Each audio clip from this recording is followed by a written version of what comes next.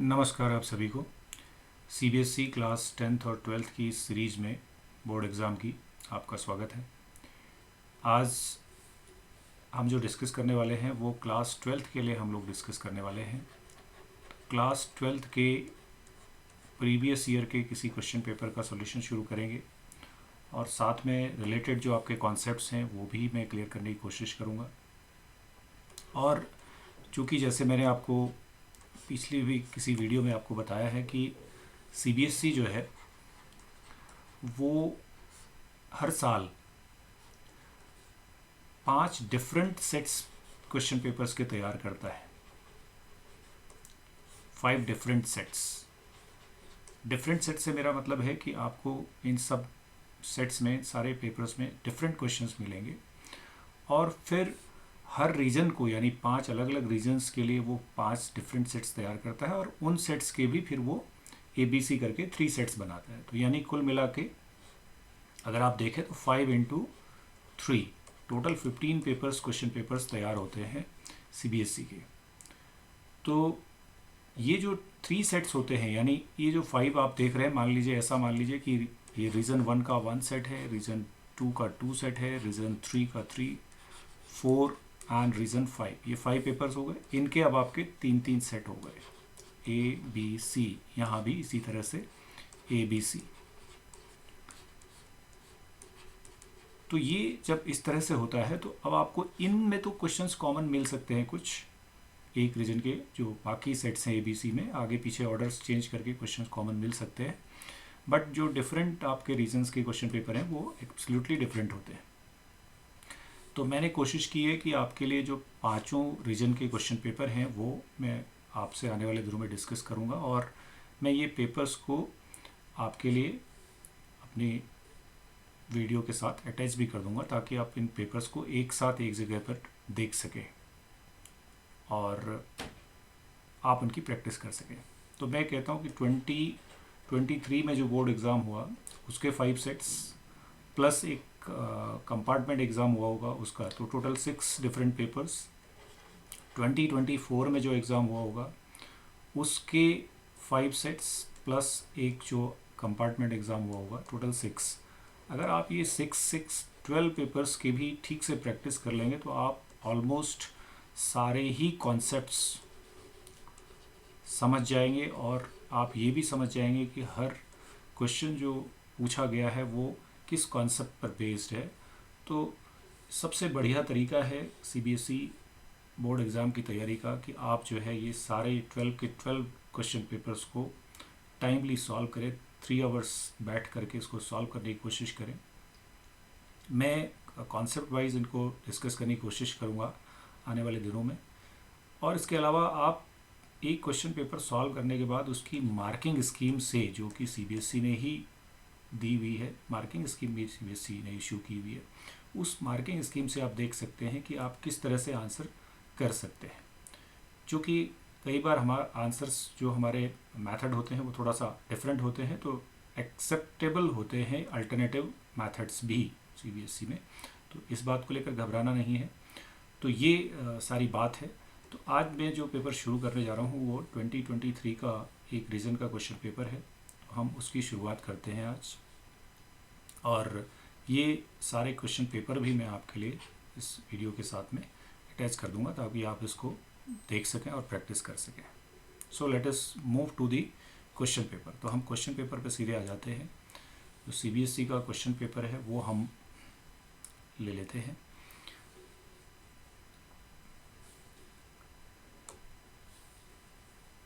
इसको हम पेपर को ले लेते हैं। सीबीएसई का जो क्वेश्चन पेपर है 2023 के लिए वो हम ले लेते हैं।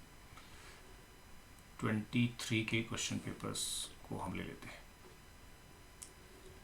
तो ये पूरा एक सेट है क्वेश्चन पेपर्स का। तो यहाँ से जो क्वेश्चन पेपर हम लोग लेंगे उसमें से हम एक एक करके डिस्कशन करेंगे, ठीक है।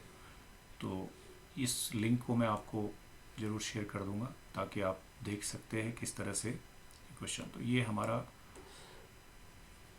क्वेश्चन पेपर जो सीबीएसई का है 2023 का, वो इस तरह से शुरू है। तो इसमें हम देखते हैं, तो एक एक सेक्शन करके हम लोग डिस्कस करेंगे। सारे क्वेश्चंस एक साथ कर पाना एक वीडियो में पॉसिबल नहीं है, बहुत लंबी वीडियो हो जाती है। तो हम एक एक करके क्वेश्चंस को डिस्कस करेंगे। तो आप देखिए, आज हम जो पेपर ले रहे हैं, as you are very aware that 38 questions are totally asked there, where there are 20 questions in MCQ section, where 1 to 18 are MCQs and 19 and 20 assertion reasoning based. Then section B आपका 21 से 25 ये 2 marks के questions होते हैं, तो total 5 questions है। Section C 26 to 31 ये total 6 question हैं जो 3 मार्क्स के होते हैं। एंड सेक्शन डी में 32 35 4 क्वेश्चंस होते हैं जो कि 5 मार्क्स के होते हैं। एंड सेक्शन ई में 36 से लेकर 38 3 क्वेश्चंस जो है वो केस बेस्ड होते हैं। इस तरह से आपको क्वेश्चंस मिलते हैं आपके पेपर में। तो ये चूँकि लेटेस्ट पैटर्न है, तो इसके हिसाब से ही आप एज्यूम करेंगे कि आपके ये क्वेश्चंस आएंगे। 50% क्वेश्चन जैसा इस बार के लिए CBSE ने बोला है कि वो CBQ बेस्ड होंगे, यानी कॉम्पिटेंसी बेस्ड क्वेश्चंस होंगे, ये ध्यान रखना है। तो जो आपके केस बेस्ड क्वेश्चंस हैं ये तो तीनों CBQ हैं ही, इसके अलावा भी आपके बहुत सारे क्वेश्चन जो है वो कॉम्पिटेंसी बेस्ड क्वेश्चंस आपसे पूछे जाएंगे। So let us move to this question paper. हम इसको शुरू करते हैं। आज हम इसका सेक्शन ए यानी MCQ वाला 1 to 20 क्वेश्चंस का पोर्शन डिस्कस करेंगे आज। तो आप बने रहें इस वीडियो पे और समझने की कोशिश करें। हम कॉन्सेप्ट वाइज कोशिश करेंगे कि आपको साथ में जो रिलेटेड कॉन्सेप्ट है वो भी क्लियर करते जाएं, ताकि आप इस तरह का कोई भी क्वेश्चन आता है तो उसको अटेम्प्ट कर पाएँ। सो 1 by 1 हम क्वेश्चंस लेते हैं और थोड़ा क्विकली हम चीज़ें करेंगे, लेकिन कॉन्सेप्ट को क्लियर करते हुए आपके क्वेश्चंस को सॉल्व करेंगे। For a square matrix A, एक स्क्वायर मैट्रिक्स है आपके पास, गिवन है A² - 3A + I = 0 and A inverse भी आपको गिवन है। तो पहले तो आप इस इक्वेशन से A इनवर्स कैसे निकाल सकते हैं वो देखिए। ये तरीका हम क्वेश्चंस में करते हैं। तो हमने यहाँ पे लिखा A² को A लिख लिया हमने। दोबारा से इसको लिखते हैं, जस्ट मिनट। हाँ, तो ये हमने A² - 3A + I = 0 है। तो A को हमने A² को A लिखा, -3A लिखा, + I = 0, ये कर लिया। अब हम क्या करते हैं, इस पूरी इक्वेशन में A इनवर्स से मल्टीप्लाई करते हैं, प्री मल्टीप्लाई कर लेते हैं। तो A इनवर्स से मल्टीप्लाई करेंगे तो A inverse × A -3 A inverse A + A inverse I = 0। तो अब आपको मालूम है ये I हो जाएगा, IA माइनस ये A इनवर्स × A, ये भी I हो जाएगा, 3I प्लस A इनवर्स को आइडेंटिटी मैट्रिक्स से मल्टीप्लाई करेंगे उसी ऑर्डर की, तो वो वही रहेगा, यानी A इनवर्स ही रहेगा = 0। तो अब आप यहाँ से देखेंगे तो A इनवर्स की जो वैल्यू है वो आ रही है 3I, शिफ्ट कर दिया उधर, -AI, ऐसा आ रहा है आपके पास में। अब A इनवर्स आपको ऑलरेडी गिवन है, यहाँ देखिए आप। तो A इनवर्स की जगह हम लिख लेते हैं XA + YI, यहाँ दिया हुआ है, = 3I, और चूँकि A और I का आप मल्टीप्लिकेशन करेंगे तो A ही रहेगा, ये A हो गया। अब कुछ नहीं करना, केवल कंपेयर कर लेना है, क्योंकि आप 1 मार्क का क्वेश्चन कर रहे हैं, कोई सॉल्यूशन आपने देना नहीं होता। तो यहाँ से आप कंपेयर करेंगे दोनों तरफ, तो ये दो मैट्रिसेस सेम है। यहाँ पे A वाला कोफिशिएंट इसके साथ देखेंगे तो X की वैल्यू आपको -1 दिख रही है, I के साथ देखेंगे तो ये Y की वैल्यू 3 मिल रही है। और आपसे पूछा क्या है, X + Y, that is 3 - 1, answer is 2, so 2 is the option, correct option, B option is the correct option। इस तरह से ये आपका सॉल्व हो गया। तो ये आपका फर्स्ट क्वेश्चन हो गया। आगे बढ़ते हैं, come to next question. Question number 2, ये बोला है कि determinant of A is 2 where A is a 2/2 matrix. ये 2/2 की मैट्रिक्स है, ये ध्यान रखना है। और आपसे पूछा क्या है, 4 × A इनवर्स का डिटर्मिनेंट। तो यहाँ पे 2-3 चीज़ें करनी है आपने। सबसे पहले तो आप इसको अलग अलग कर लेंगे, एक रूल है हमारा कि ये दोनों के डिटर्मिनेंट, बट चूँकि 2/2 का मैट्रिक्स है तो वो ऑर्डर लेके बाहर निकलेगा। तो ये 4 का स्क्वायर बाहर लेके निकलेगा और ये हो जाएगा ऐसा, ठीक है।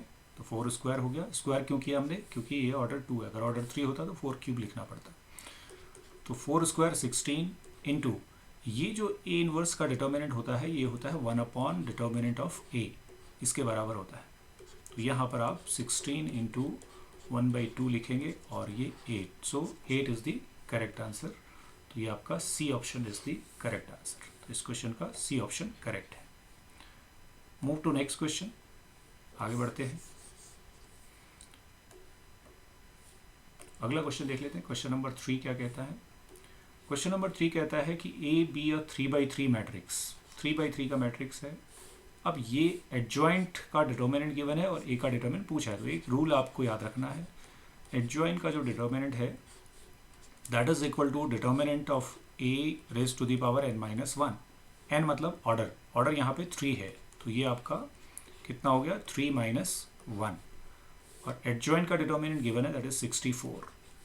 तो यानी determinant of A square is equal to 64।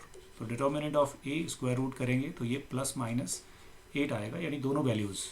तो ये डी ऑप्शन में आपको दोनों वैल्यूज़ मिल रही हैं, तो D option is the correct option. तो ये आपका क्वेश्चन नंबर 3 इस तरह से आप सॉल्व करेंगे। तो आपको याद रखना है ये, इसीलिए मैंने कहा कॉन्सेप्ट ज़रूर आपको समझना है किस तरह से आप इन आंसर्स को निकालेंगे। तो हम लोग नेक्स्ट क्वेश्चन पे मूव करते हैं, क्वेश्चन नंबर 4। क्वेश्चन नंबर 4 पे आ जाते हैं। See this is sheet question number 4। Come to question number 4। Okay, see question number 4 is what, if A is equal to, A given है and 2a + b is a null matrix. तो आपको given है 2a + b is equal to null matrix, मतलब 0 0 0।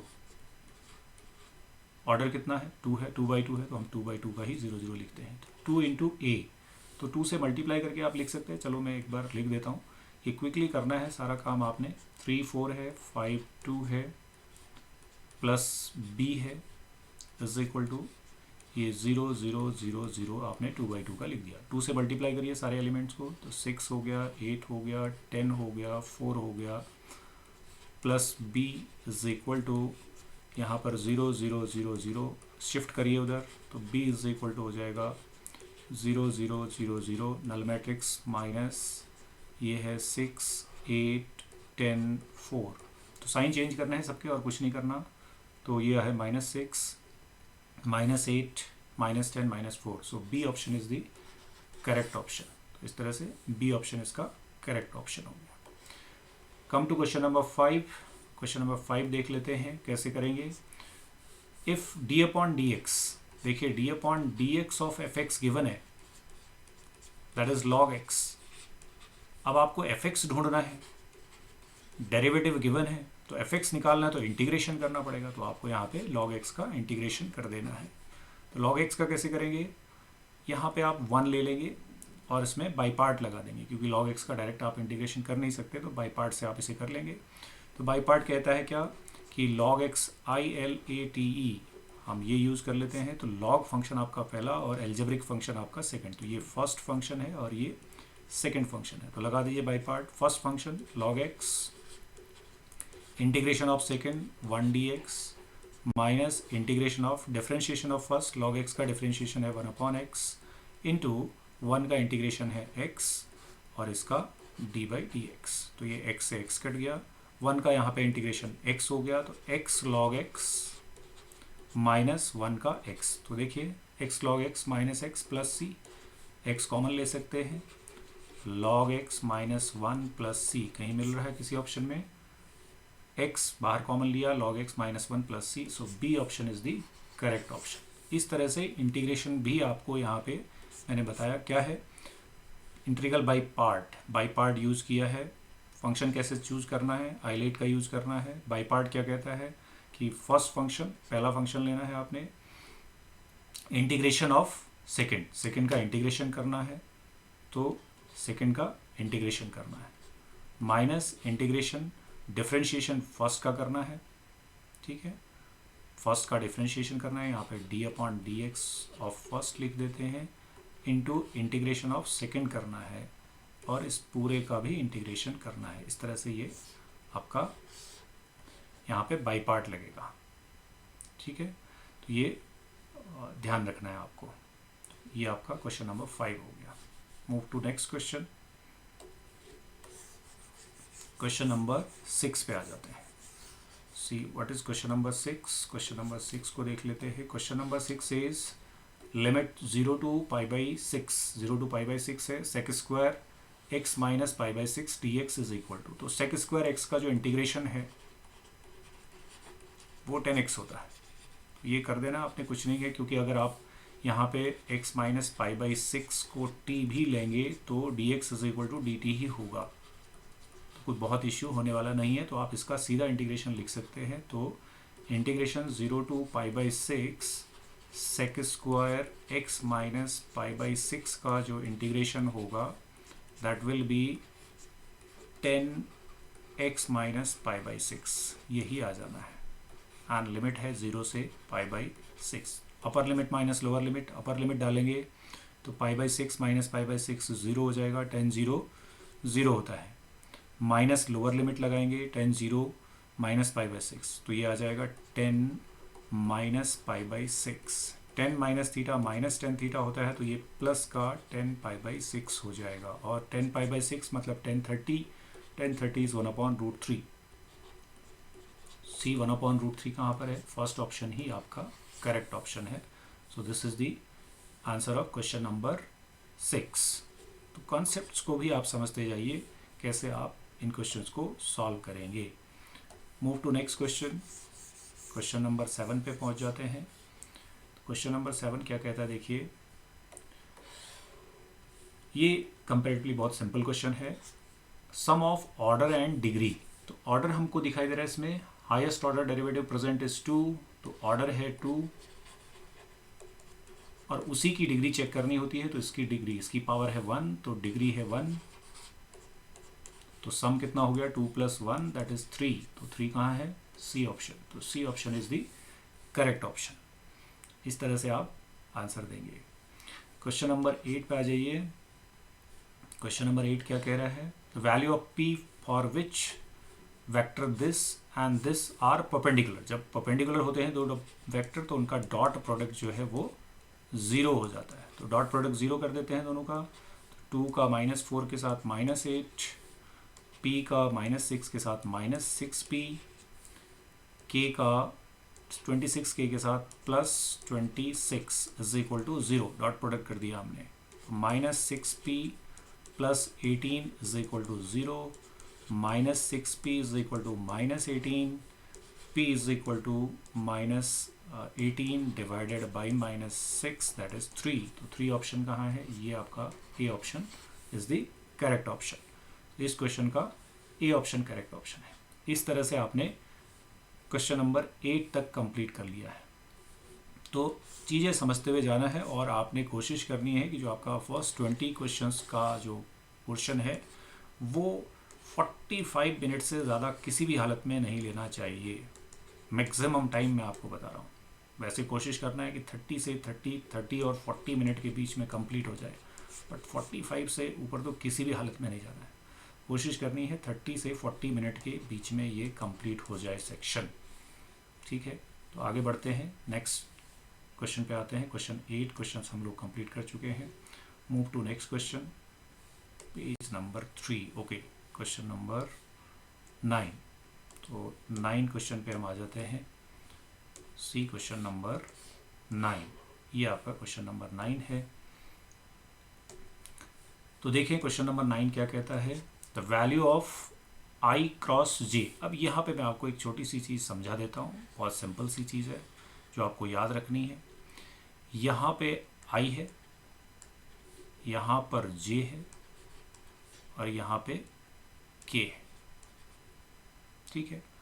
अब हमने कैसे चलना है? हमने चलना है एंटी क्लॉकवाइज, हमने इस डायरेक्शन में चलना है, ये याद रखना है क्रॉस प्रोडक्ट के टाइम पर। तो एंटी क्लॉकवाइज चलना है तो आप i और j का जब क्रॉस प्रोडक्ट करेंगे i कैप j कैप तो वो k कैप मिलेगा आपको। ऐसे ही अब आप j और k का जब क्रॉस प्रोडक्ट करेंगे तो आपको i मिलेगा, ठीक है। इसका यहाँ पहुँच जाएंगे, यानी यहाँ मल्टीप्लाई किया, ऐसे ही चलना है आई। फिर के और आई का करेंगे, के क्रॉस आई किया तो आपको जे मिलेगा। तो ये क्रॉस प्रोडक्ट का रूल है, ये आपको याद रखना है। तो अब यहाँ पे आई और जे का क्रॉस प्रोडक्ट देखिए क्या होगा, आई और जे का के हो जाएगा, तो ये के हो गया, के डॉट जे, ठीक है, फर्स्ट हिस्सा हो गया। अब जे क्रॉस आई है, जे क्रॉस आई मतलब आप उल्टा चल रहे हैं, जे से आई की तरफ जा रहे हैं तो साइन बदल जाता है। जब आप क्लॉकवाइज चलना शुरू होंगे, क्लॉकवाइज में साइन बदल जाएगा। नॉर्मली हम एंटी क्लॉकवाइज चलते हैं, तो जे का आई जे करते तो के आता, जे आई करेंगे तो माइनस के हो जाएगा। तो ये माइनस के डॉट के हो जाएगा। तो डॉट प्रोडक्ट तो जे के और जे का 0 ही है और के और के का 1 है, तो ये प्लस -1, सो आंसर इज -1। तो -1 देख लेते हैं कहाँ है, -1 इज दी डी ऑप्शन। तो ये क्विकली आपका ये सॉल्व हो जाना चाहिए अगर आपको ये छोटा सा कॉन्सेप्ट इसका क्लियर है तो। Okay, move to next question number 10। ये और भी सिंपल सा क्वेश्चन दे दिया है, a plus B is equal to I है। a प्लस बी वैक्टर जो है वो आई कैप के इक्वल है। तो a की वैल्यू आपके पास है, that is 2i cap minus 2j cap plus 2k cap, plus b vector आपको नहीं पता, is equal to I cap. तो b वैक्टर हम निकाल लेते हैं, b vector is i minus, सब शिफ्ट करिए उधर, minus 2i cap plus 2j cap minus 2k cap. तो बचा क्या, minus I cap plus 2j cap minus 2k cap. ये b वेक्टर आपको मिल गया, बट b का मैग्नीट्यूड चाहिए, सॉरी b का मैग्नीट्यूड चाहिए तो आप मैग्नीट्यूड लिख लेंगे 1 + 4 + 4 दैट इज √9 दैट इज 3। तो देख लीजिए 3 कहाँ है, B option is the correct option. तो ये आपको क्वेश्चन नंबर 10, आधे क्वेश्चन हम लोग सॉल्व कर चुके हैं। Move to next question, question number 11। 11th question देखते हैं कैसे करेंगे। क्वेश्चन नंबर 11, क्वेश्चन नंबर 11 देखिए क्या कहता है, direction cosines of the line, इस लाइन के डायरेक्शन कोसाइंस लिखो कह रहा है। तो अभी आपको बहुत इंटरेस्टिंग चीज़ दिखाते हैं। सबसे पहले लाइन का स्टैंडर्ड फॉर्म आप लिखेंगे, x - 1/2, ठीक है, x - x1/a होता है, इज इक्वल टू y। यहाँ पर आपका देखिए 1 - y है तो इससे आपको माइनस कॉमन लेना है, तो y - 1/-3 हो जाएगा, नीचे माइनस हो जाएगा क्योंकि आपने साइन चेंज किया स्टैंडर्ड फॉर्म में। अगले में आप देखिए 2 कॉमन लेंगे, तो 2 कॉमन लेंगे तो ये हो जाएगा z - ½ डिवाइडेड बाई 12। तो इस 2 से आप इस 12 को काट लें, ये 6 हो गया। तो अब आपका ये स्टैंडर्ड फॉर्म है जो कि होता है x - x1/a, y - y1/b and z - z1/c। Compare कर लें तो ABC हमारे पास a है 2, b है -3 और c है हमारे पास 6। और हमें चूंकि डायरेक्शन, ये तो डायरेक्शन रेशियोज आ गए, अगर मुझे डायरेक्शन रेशियोज पूछता तो वो 2, -3 और 6 थे, बट मुझे डायरेक्शन कोसाइंस पूछे हैं।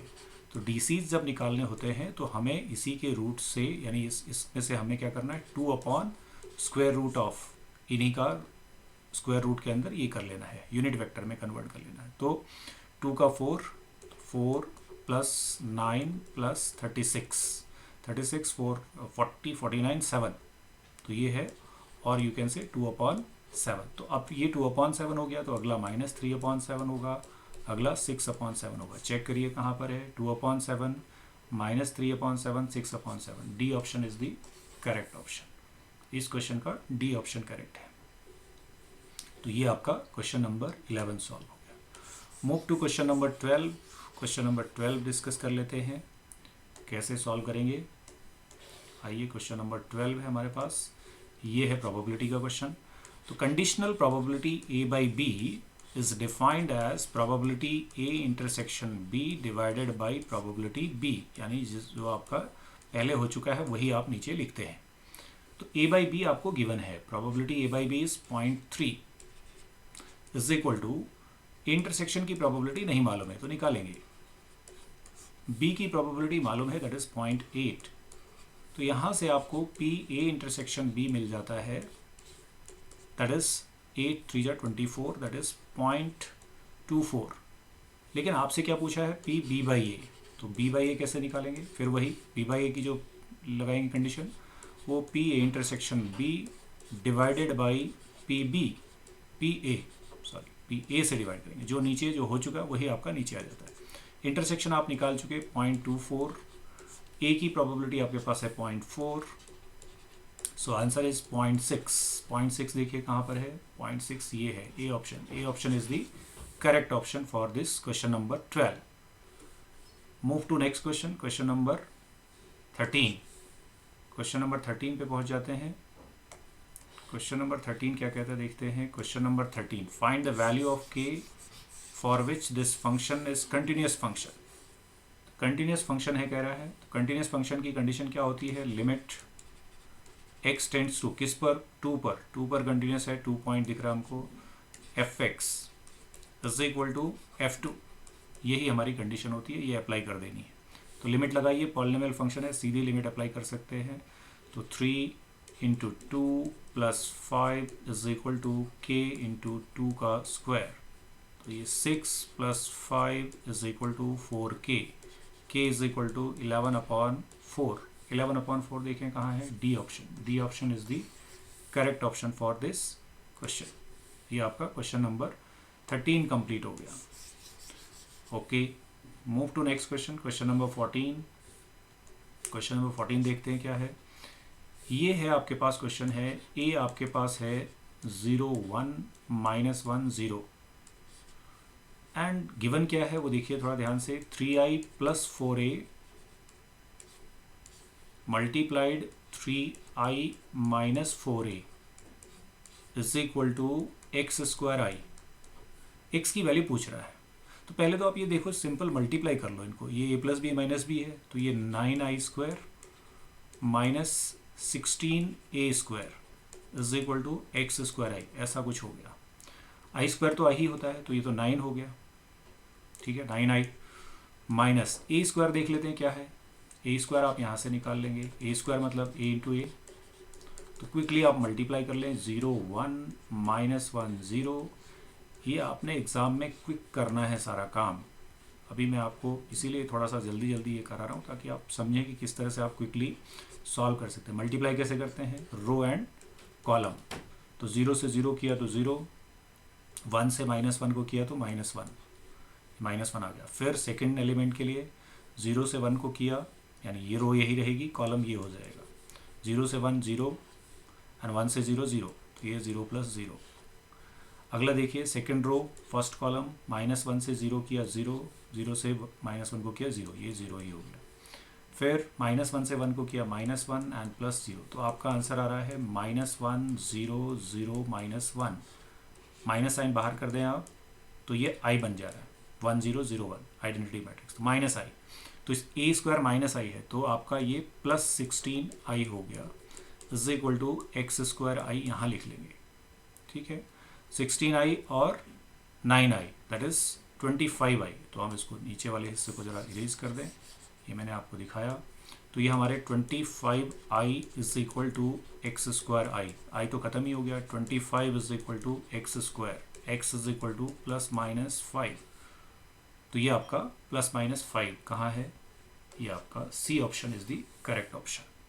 तो ये आपके क्वेश्चन नंबर 14 तक कंप्लीट हो गए। तो इस तरह से हम कॉन्सेप्ट्स को भी समझते हुए जाएंगे और ये सॉल्व करते हुए जाएंगे। तो आपने 14 क्वेश्चंस कंप्लीट कर लिए हैं। Move to next question number 15। तो 14 क्वेश्चन हम लोग कर चुके हैं, 15 क्वेश्चन पे पहुंच जाते हैं। क्वेश्चन नंबर 15 यहाँ पर हमको मिलेगा, page number 4। Okay, question number 15, सी क्वेश्चन नंबर 15।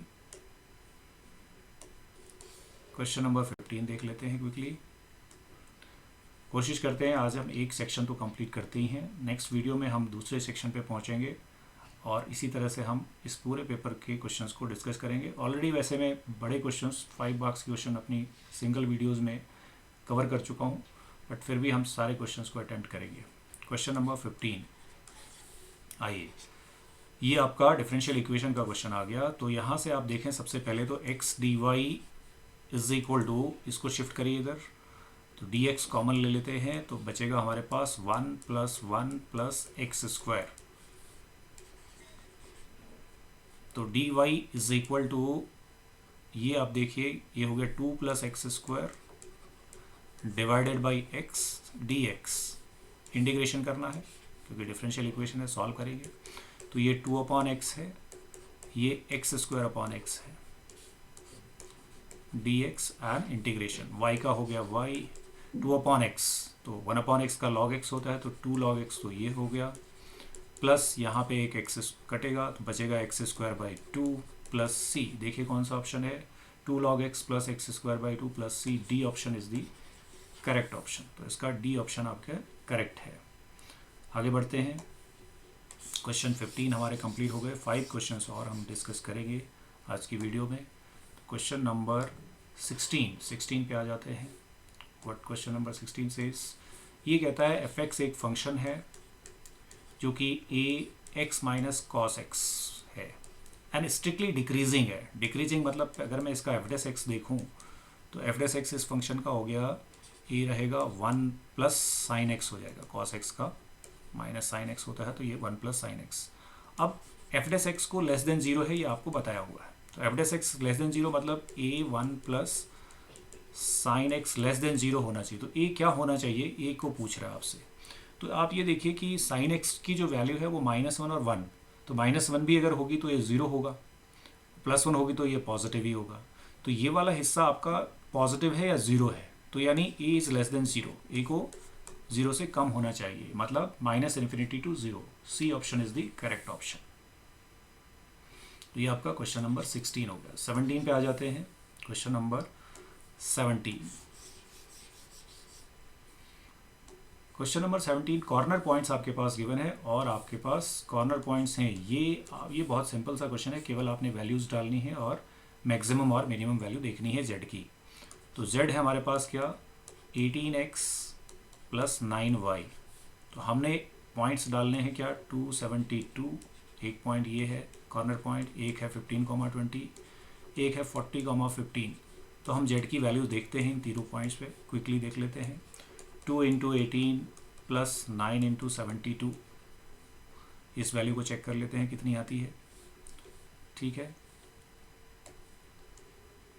ये हम कर लेते हैं। ओके, तो ये हो गया कितना 18 2 जा 36, तो ये है प्लस ये 9 से अगर आप मल्टीप्लाई करेंगे 9 2 जा 18 एंड 9 7 जा 64, तो ये समथिंग आ रहा है आपका 8 6 14 एंड 4 3 7 8 684, तो पहली वैल्यू 684 आ गई।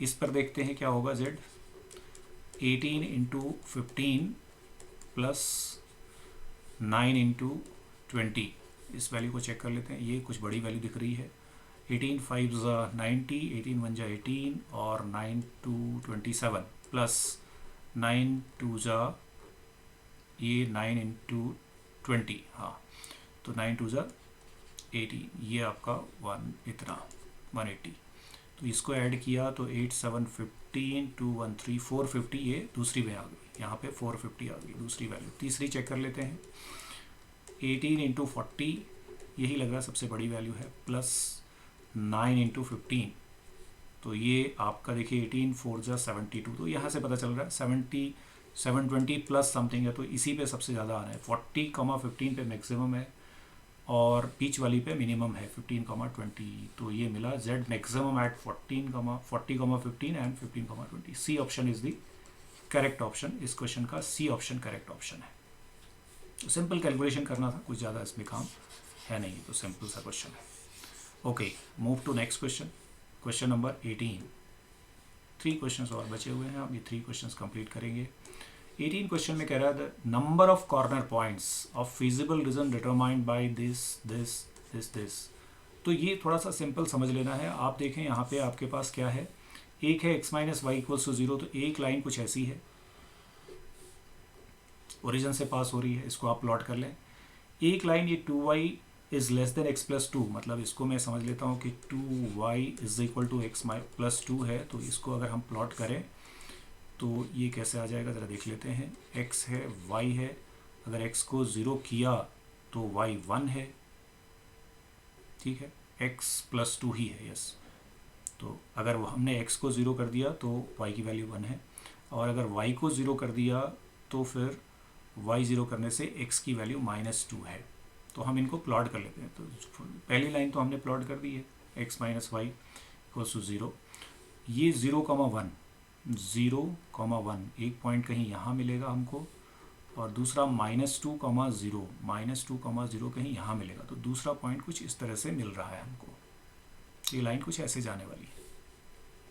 अब हमें कॉर्नर पॉइंट्स कहा है, तो कॉर्नर पॉइंट एक तो ये मिल ही गया, ठीक है। अब रीजन पहले देख लेते हैं, रीजन कौन सा आएगा, x minus Y greater than equal to 0। तो इसके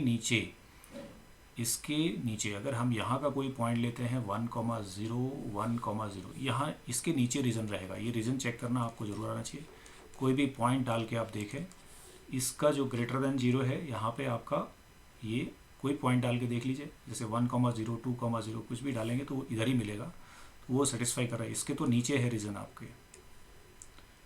और इसके लिए देखते हैं 2y, इसमें अगर हम ओरिजिन डालते हैं 0 0, तो 0 is less then 0 plus 2, yes ये ट्रू है। तो इसके भी नीचे है, इस लाइन के भी नीचे का रीजन है, इसके भी नीचे है। तो ये देखिए कुछ ऐसा जाने वाला है, ये लाइन ऐसे गई है इसके नीचे। एक कॉर्नर पॉइंट ये मिला, एक ये मिला, तो दो ही पॉइंट हमको मिलने वाले हैं। Only 2 points will get. तो ऑप्शन है ए, कॉर्नर पॉइंट्स कह रहे हैं ना फिजिबल रीजन के। तो ये आप देखिए नीचे आप जब आएंगे तो एक ही यहाँ मिला, एक यहाँ पे मिला, तो दो ही पॉइंट हमको कॉर्नर पॉइंट्स इसमें मिलेंगे। एक यहाँ पे मान लीजिए, इसको ओ मान लेते हैं, इसको ए मान लेते हैं, दो ही पॉइंट इसमें आएंगे। ये आपका क्वेश्चन नंबर 18 है। ओके, अब आप देखें क्वेश्चन नंबर 19 से 20 दोनों एसर्शन रीजन के क्वेश्चन होते हैं। आपको मालूम है अगर एसर्शन रीजन दोनों ही करेक्ट हैं and reason is the correct explanation of assertion, तो आप ए ऑप्शन देते हैं। दोनों सही हैं लेकिन करेक्ट एक्सप्लेनेशन नहीं देता रीजन, तो फिर बी ऑप्शन करते हैं। एसर्शन करेक्ट है, रीजन फॉल्स है तो सी लिखते हैं।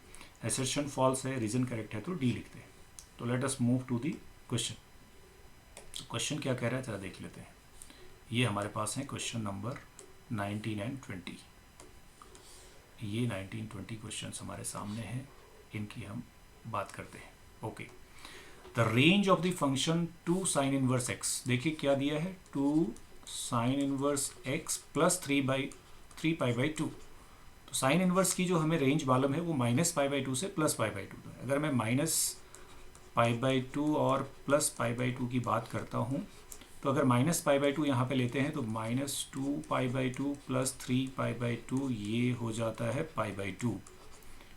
और अगर हम ये वाला लेते हैं तो ये हो जाता है 2π/2 + 3π/2 जो कि है 5π/2। तो इस फंक्शन की, यानी अगर साइन इनवर्स एक्स की ही केवल बात करते तो ये होती, लेकिन चूंकि 2 साइन इनवर्स एक्स + 3π/2 की रेंज π/2 से 3π/2, तो π/2 से 3π/2 ये करेक्ट है, दिस इज ट्रू। तो असर्शन तो ठीक है। The range of principal value branch of sine inverse X, जैसा मैंने अभी भी बताया आपको, ये तो -π/2 से π/2 होती है, लेकिन यहाँ लिख रहा है 0 से π, ये फॉल्स है। तो इसमें असर्शन तो ट्रू है, रीजन फॉल्स है। तो आपका ये ऑप्शन सी ऑप्शन करेक्ट हो जाना चाहिए। सी में ही आपको कहा था कि आपका असर्शन ट्रू है, रीजन फॉल्स है, ठीक है। तो आप एक बार देख भी लेंगे कौन से ऑप्शन में असर्शन ट्रू और रीजन फॉल्स है, ठीक है। ये हो गया। क्वेश्चन नंबर 20 देख लेते हैं। 20 में क्या है, equation of line passing through this point and this point. तो मैं यहाँ पे आपको एक कॉन्सेप्ट बता देता हूँ। लाइन का जो कॉन्सेप्ट है वो क्या है, 2 पॉइंट से पास होने का क्या है इक्वेशन, वो होती है x - x1 upon x2 - x1, y - y1 upon y2 - y1 is equal to z - z1 upon z2 - z1। ये आपकी लाइन की इक्वेशन होती है 2 पॉइंट से पास होने पे। अब चेक करते हैं क्या है, x - 3, यानी ये पॉइंट आपने x1 y1 लिया हुआ है, x1 y1 और z1। तो देखते हैं क्या बनती है इससे, x - 3, ठीक है, x - x1 upon x2 - x1। तो x2 आपका ये है x2, ये है y2 और ये है z2। तो 1 - 3 -2 होना चाहिए, ठीक है, इज इक्वल टू, तो -2 नहीं दिख रहा, तो यानी ये फॉल्स हो गया। मतलब ऐसे ही पता लग रहा है, आगे आप करना चाहें तो कर सकते हैं, बाकी आपको ये पता चल रहा है कि ये फॉल्स है। The equation of line passing through the point this, ये आपको सही दिया हुआ है। देखिए तो ये फॉल्स है, ये ट्रू है, तो ये आपका डी ऑप्शन होगा शायद। एक बार देख लेते हैं किस में कह रहा है। ये देखिए इसमें कह रहा है यहाँ पर, इसी में कहा है इसने, ये चेक कर लेते हैं। एसर्शन अगर ट्रू है, रीजन फॉल्स है तो सी ऑप्शन है, एसर्शन फॉल्स है, रीजन ट्रू है तो आपका ये है। तो आपने यहाँ पे एसर्शन फॉल्स देखा और रीजन को ट्रू देखा तो डी ऑप्शन हो गया, इसके वाले पहले वाले में सी ऑप्शन हो गया। तो ये हमने क्वेश्चन जो है 1 से 20 तक के क्वेश्चंस को डिस्कस किया है इस पेपर के। तो ये 2023 के बोर्ड पेपर का क्वेश्चन पेपर है, जिसके हम बाकी क्वेश्चंस को भी डिस्कस करेंगे। ऑलरेडी मैं कुछ बड़े क्वेश्चंस 5 मार्क्स के अलग वीडियोस में डिस्कस कर चुका हूँ आपसे। तो हम नेक्स्ट वीडियो में बाकी जो बचे क्वेश्चंस हैं उनको लेने की कोशिश करेंगे, जितने भी हम एक वीडियो में कवर कर सकते हैं। अदरवाइज़ फिर एक और वीडियो में हम कुछ क्वेश्चंस को कंप्लीट करने की कोशिश करेंगे। तो मिलते हैं नेक्स्ट वीडियो में, तब तक के लिए नमस्कार।